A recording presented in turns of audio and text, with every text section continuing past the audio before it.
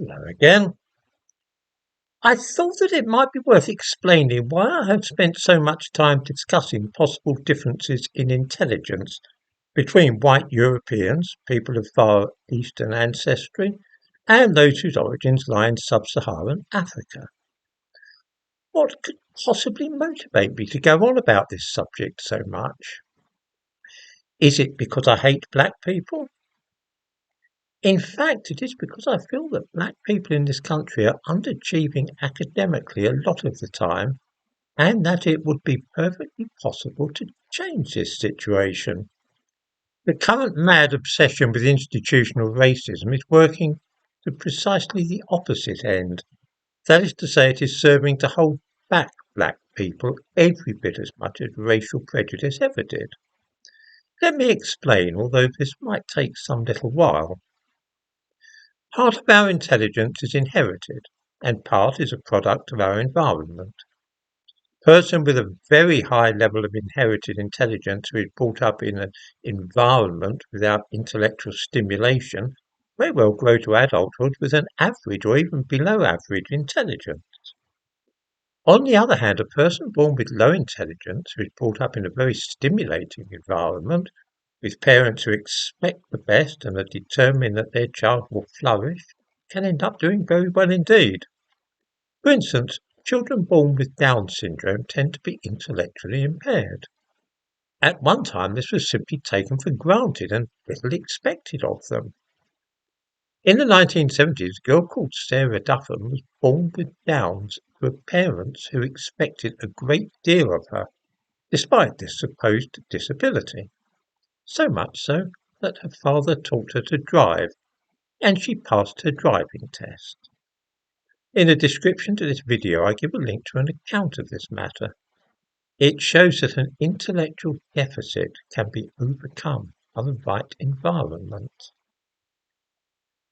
If we agree then that our intelligence as adults is a combination of the intelligence we received from our parents at birth, combined with the stimulation received in childhood and adolescence to enhance or inhibit that inherited intellectual ability, where does that leave us when it comes to the idea that different ethnic groups tend to receive different inherited levels of intelligence at birth?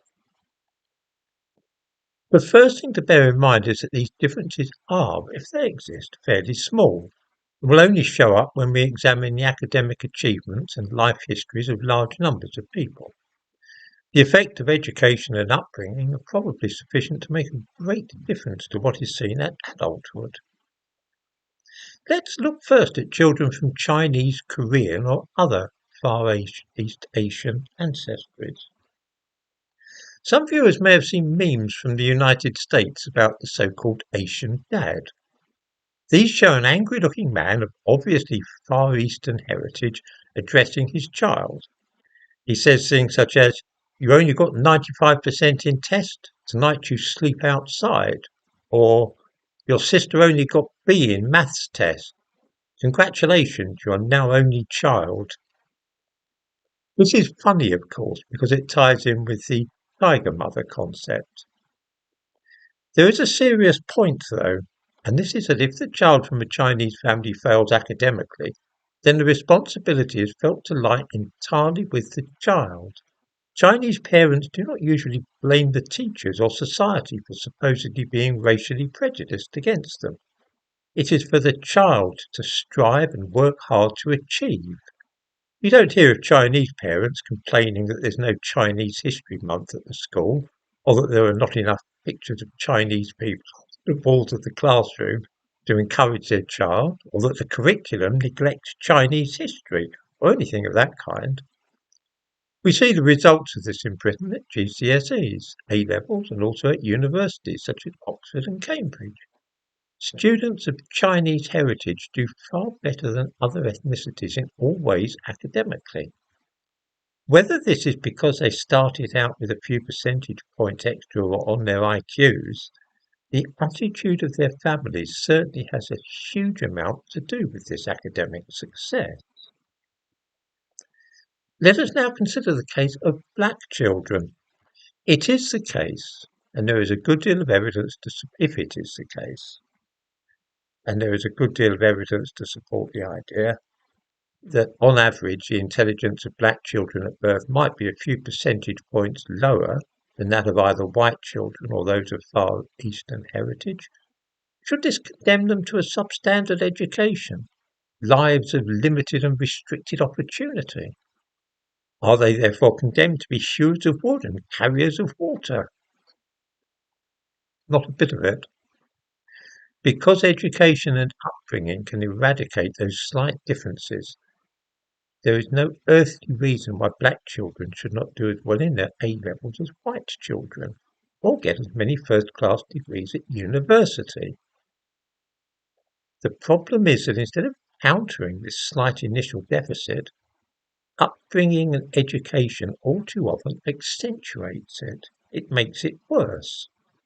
It makes it more likely that the child will fail academically. This is because some academics, and many left-wing types, have cultivated and propagated the idea that black children are failing educationally because of institutional racism. It's not their fault or the fault of their families. The dice are loaded against them. This is a disastrous thing to tell any group, because it becomes a self-fulfilling prophecy.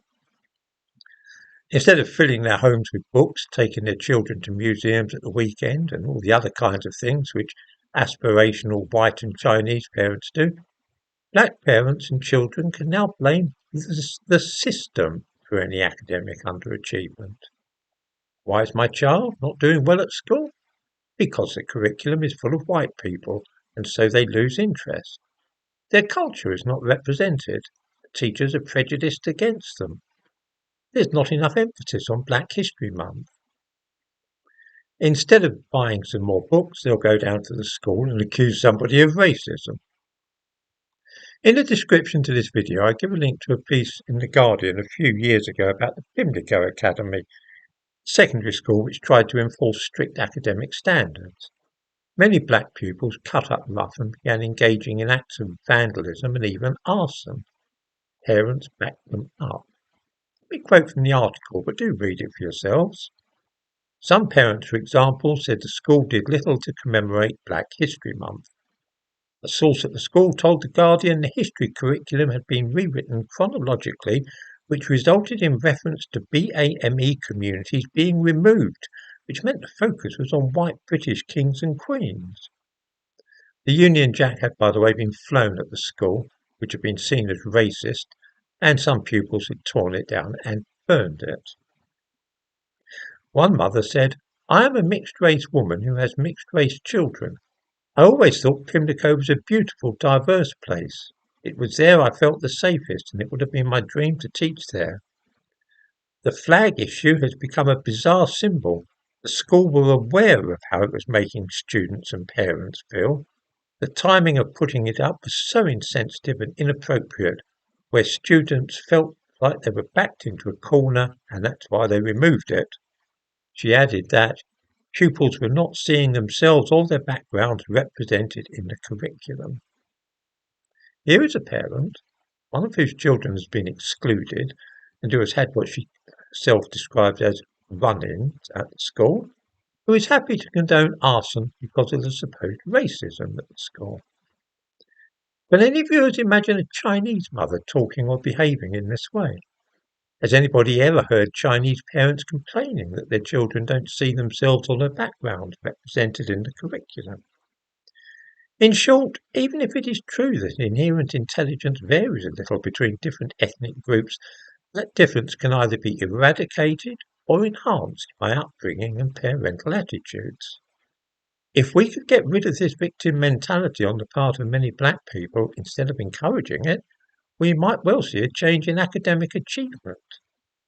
Carry on down the present path, though, and the differences between children of Chinese heritage and black children will inevitably increase.